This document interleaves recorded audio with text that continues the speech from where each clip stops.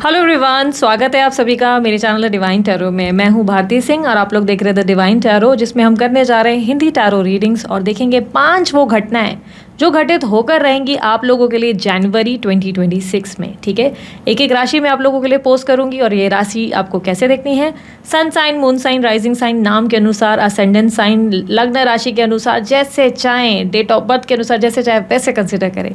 अगर आप लोग को राशिफल देखना बहुत पसंद है तो मैं अपने चैनल पे राशिफल, collective, timeless readings, no contact, on and off contact, separation, love related readings करती रहती हूँ।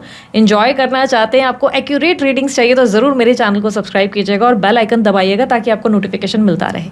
अगर आपको खुद को भी एक बढ़िया सा टारो रीडर बनना है, आपको भी एक्यूरेसी के साथ रीडिंग करनी है, या आपको डाइस रीडर या कैंडल वैक्स रीडर बनना है, आप भी मेरी तरह खुद अपना चैनल ओपन करना चाहते हो या लोगों की मदद करना चाहते हो, तो आप मेरा कोर्स चेकआउट कर सकते हैं। आप लोगों के लिए मेरे रिकॉर्डेड वर्जन कोर्स अवेलेबल हैं। कहाँ संपर्क करें, कहाँ से मिलेगी डिटेल्स, क्या चार्जेस है, सब जानकारी लेने के लिए स्क्रीन पर आपके सामने जो नंबर शो कर रहा है उस नंबर पे आप मेरी टीम को व्हाट्सअप करें, आपको सारी डिटेल्स मिल जाएंगी। ठीक है, आप भी बन सकते हैं मेरी ही तरह एक बेहतरीन टैरो रीडर। ठीक है, उसके अलावा यस, जेंडर स्पेसिफिक रीडिंग नहीं होगी, स्त्री पुरुष दोनों के लिए बनाऊंगी, इसलिए स्थीता पे फोकस मत कीजिएगा, सिर्फ एनर्जीज पे फोकस कीजिएगा। ठीक है, वीडियो पसंद आने पे लाइक करने पे बिल्कुल कंजूसी ना करें, बिकॉज ये कंप्लीटली फ्री है। ठीक है, so let's start with the reading. 5 important events Sagittarius राशि के लिए, 5 इंपॉर्टेंट घटनाएं जो धनु राशि वालों के लिए जनवरी 2026 में घटित होकर ही रहेंगी। चलिए देख लेते हैं। Universe please guide.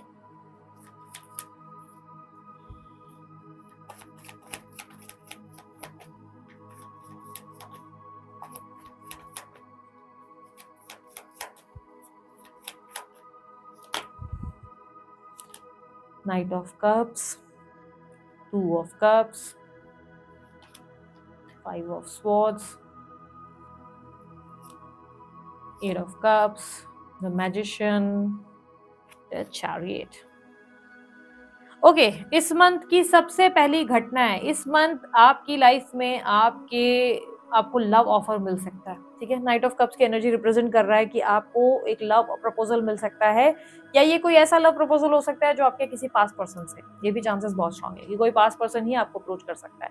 कोई पास पर्सन चला गया था, कोई आपके एक्स वगैरह आपके टाटा बाय बाय हो चुके थे, या कोई ऐसा फ्रेंड जिसमें आपका इंटरेस्ट था, वो व्यक्ति वापस लौट आ जाएगा या लौट आएगी।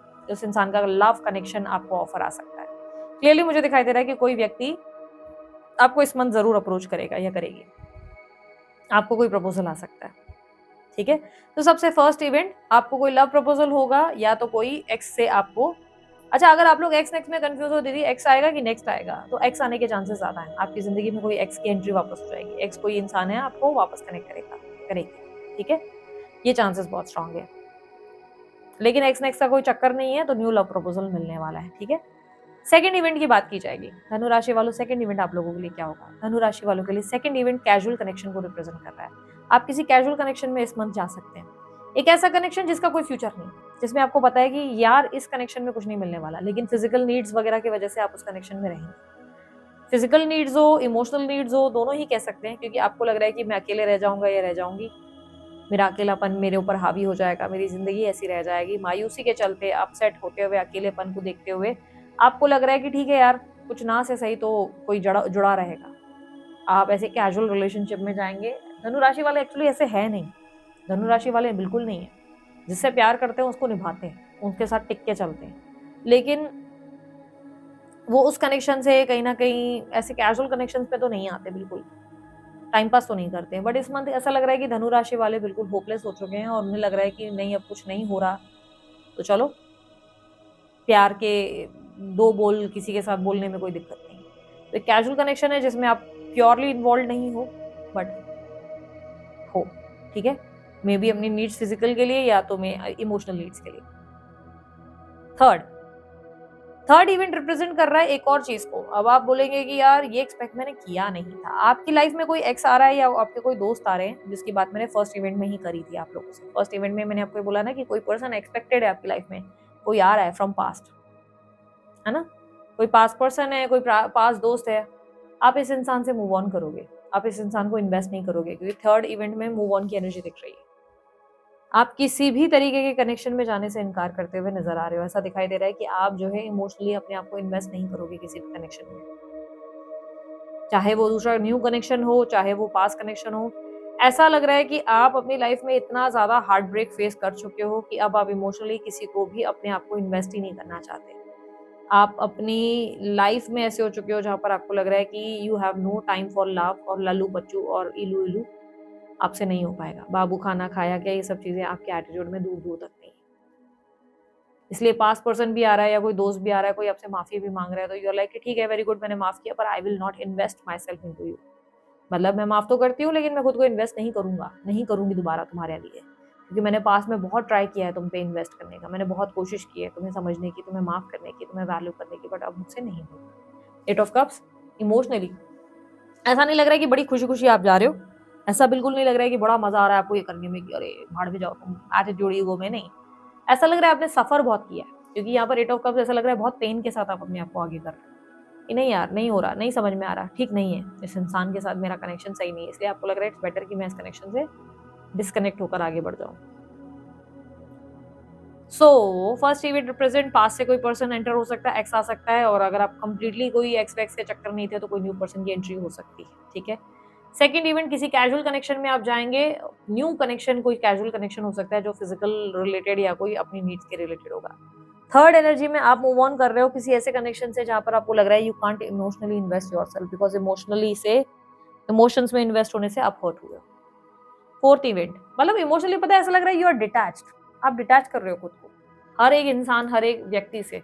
आप अपने आप को इमोशनली इन्वेस्ट करने से इनकार कर रहे हो कि नहीं, मैं इमोशनली खुद को इन्वेस्ट नहीं करूंगा, नहीं करूंगी, बिकॉज जब भी मैंने किसी तरीके के अटैचमेंट क्रिएट किए हैं, लोगों ने मेरा गैर फायदा उठाया और मेरे पास अब उतना टाइम नहीं है इन चीजों के लिए। फोर्थ इवेंट, फाइनली आपको अपने अंदर का जादू और अपनी सेल्फ वर्थ समझ में आएगी। इस मंथ आपको रियलाइज होगा कि आपके अंदर का जादू और आपके अंदर की पावर क्या है। धनु राशि वाले अपनी वैल्यू समझेंगे, ये अपने आप को पावरफुल फील करेंगे और आपको रियलाइज होगा कि आप किसी से कम नहीं है। आपके अंदर एक मैग्नेटिक एनर्जी आपको फील होगी, आपको लगेगा आपके लिए कुछ भी नामुमकिन नहीं है। आप जब अपने पे आए तो आप बहुत कुछ कर सकते हैं, बहुत कुछ रिसीव कर सकते हैं, आपको अंदर से एक फीलिंग आएगी। मैजिशियन की एनर्जी एक जादूगर को रिप्रेजेंट कर रहा है, और ये जादूगर कुछ भी कर सकता है। इसकी बातों में वो जादू है कि भाई तुम बस बोलो, और मतलब एक होता ना, किसी ने अगर आपको बोलना है ना, कुछ बात करनी है आपको, भाई इस इंसान से मेरे को काम कराना है, आप ऐसा बात करेंगे कि सामने वाला बिल्कुल कन्विंस हो जाएगा, अरे वाह यार क्या बोलती है, क्या बोलता है। फुल तरीके का आप समझ लो मैनिपुलेटर हो, मैनिपुलेट भी कर लोगे, काम भी निकलवा लोगे। पावर आपका ऐसा है कि लोगों को भी मुट्ठी में रखोगे, जैसा आपको चाहिए वैसे आप लोगों को टर्न करते हुए नजर आओगे। क्योंकि अब आपको अपने अंदर का पावर और अपनी सेल्फ वर्थ समझ में आ गई है। अब आपको पता है कि ईश्वर ने आपको किसी तरीके की ब्लेसिंग भी दी है जिसका इस्तेमाल आपने आज तक नहीं किया, पर अब आप करेंगे। अब आप लोगों को बताएंगे कि आप चीज क्या है।